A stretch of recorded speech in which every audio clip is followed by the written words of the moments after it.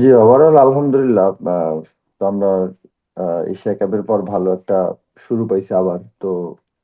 আহ, সবকিছু মিলে আলহামদুলিল্লাহ ভালো লাগতেছে আর কি। না, অবশ্যই ওরা তো আহ, আহ, আপনি জানেন যে ওয়ার্ল্ড ক্লাস বলার ওদের কাছে অনেকগুলো আছে, তো আমরা চেষ্টা করছি যে কিভাবে ম্যাচের আগে আগে আর কি ওদের সাথে ওদের অ্যানালাইজ করার জন্য। তো আমরা আলহামদুলিল্লাহ সাকসেস হয়েছি। জি, খেলা আমি দেখছি পুরোটাই। দেখতে পারি নাই, আমাদের খেলা ছিল তো আমি যতটুকু দেখছি পরে হাইলাইট দেখছি পুরোটাই। তো দেখে ভালো লাগতেছিল যে আমাকে ওই টিম নিচে, তো আমি মানে আমাদের টিম চ্যাম্পিয়ন তো অনেক ভালো লাগতেছিল। আমি আমার পেজে পোস্টও করছিলাম, মানে কংগ্রাচুলেশনও জানাইছিলাম।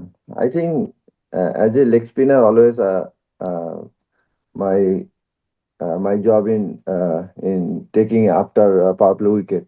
So I carry these things in Hobart, ইনশাল্লাহ। না, হোবার্টে চান্স পাওয়ার পরে ডাক পাওয়ার পরে আমি এটা নিয়ে একটু গুগল করছি এবং দেখছি যে না, অনেক সুন্দর এবং কোয়াইট এলাকা আর কি। তো এতটুকুই আর কি। আসলে আহ, যে লেগ স্পিনার বাইরের যে লেগ গুলো আছে এগুলা খেলতে পারলে আমার জন্য অনেক ভালো, এবং আমার বোলিং বলেন আমার মাইন্ডসেট আপ বলেন অনেক ইমপ্রুভ হওয়ার আহ, ইয়ে আছে। তো আমি চেষ্টা করব, চেষ্টা করতেছি যে আহ, সবার সাথে কথা বলছিলাম যে আমার কোনটা বেটার হবে, যে আমার সামনের সামনের ক্রিকেট ক্যারিয়ারের জন্য। তো আমি সবার সঙ্গে কথা বলছিলাম, যে সবাই বলছিল যে এটা অনেক বড় একটা টুর্নামেন্ট এবং আহ, অনেক আহ, বড় বড় প্লেয়ার খেলে। তো এই জন্য আর কি আমি এটা চেষ্টা করছি, এবং আল্লাহ রিজিকে হয়তো বা রাখছে, এই জন্য হয়েছে আলহামদুলিল্লাহ। আসলে এরকম কেউ না, আমি নিজে নিজেকে জিজ্ঞাসা করছি যে আমার সামনের দিকে এগোতে গেলে আমার কি কি করতে হবে। তো আমি চেষ্টা করতেছিলাম যে এরকম বড় একটা লিগ যদি খেলতে পারি আমার জন্য অনেক বেনিফিট। এবং আহ, আপনি যদি দেখেন যে এক একটা খেলায় এক মাঠে যেগুলা মানে মানে আমার ড্রিম মাঠ আর কি। তো আমার জন্য আর কি একটা বড় সুযোগ এই জন্য। অবশ্যই একটু তো করবেই। এত বড় বড় প্লেয়ার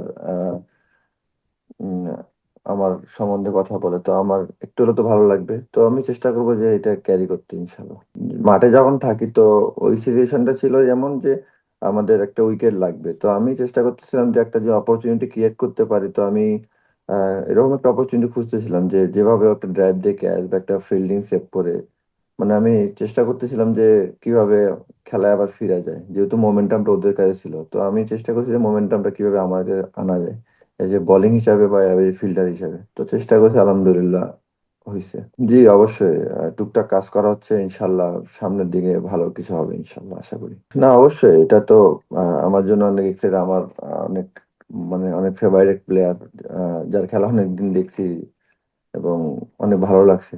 তো অবশ্যই এক্সাইটেড না, জাস্ট এটা উপভোগ করতে চাই ইনশাল্লাহ। টার্গেট আপাতত অনেক আগে থেকে সেট করি না, জাস্ট যখন খেলবো ইনশাল্লাহ তখন ডে বাই ডে বা ম্যাচ বাই ম্যাচ সেট করবো ইনশাল্লাহ। না, অবশ্যই বিদেশি লিগ যেগুলাই বলবেন না কেন, অবশ্যই অনেক ডিফারেন্ট ডিফারেন্ট প্লেয়ার থাকে এবং ড্রেসিং রুম শেয়ার করা থাকে। তো আমার মনে হয় যে এটা একটা অনেক এক্সপিরিয়েন্স হবে এবং নতুন নতুন অনেক কিছু গ্যাদার করতে পারবো ইনশাল্লাহ। আমার মানে ইচ্ছা আছে যে খেলার ইচ্ছা থেকে আমার ওই রিকি পন্টিং এর সাথে মানে একসাথে ওনার আন্ডারে ওনার সাথে খেলবো, মানে উনি ওনার ওনার কোচিং এ খেলবো, এটা আমার অনেক ইচ্ছা আর কি। মানে ছিল এবং খেলবো প্লেয়ার, যে প্লেয়ার এটা অনেক ইয়ে আছে আমার কাছে এই জন্য।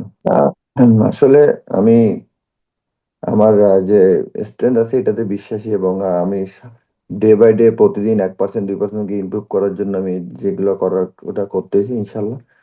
তো বেশি কিছু চিন্তা করতেছি না সামনে কি হবে কি হবে না। তো আমি জাস্ট আমার প্রসেসে আছি এবং আমি আমার কাজটাই করে যাবো ইনশাল্লাহ। জি, আসলে এটা জাস্ট ব্যাটসম্যানকে একটু ডাউট ফিল করার জন্য এবং ডিফারেন্ট অ্যাঙ্গেল ব্যাটসম্যানকে একটু অন্য কিছু চিন্তা করার জন্য এটা করা, এবং এটা জাস্ট লাইক এ ভেরিয়েশন টাইপের আর কি। ওয়ালটন এখন দেশের সীমানা পেরিয়ে পৌঁছে গিয়েছে 50টিরও বেশি দেশে। ওয়ালটন, ঘরে ঘরে বিশ্বজুড়ে।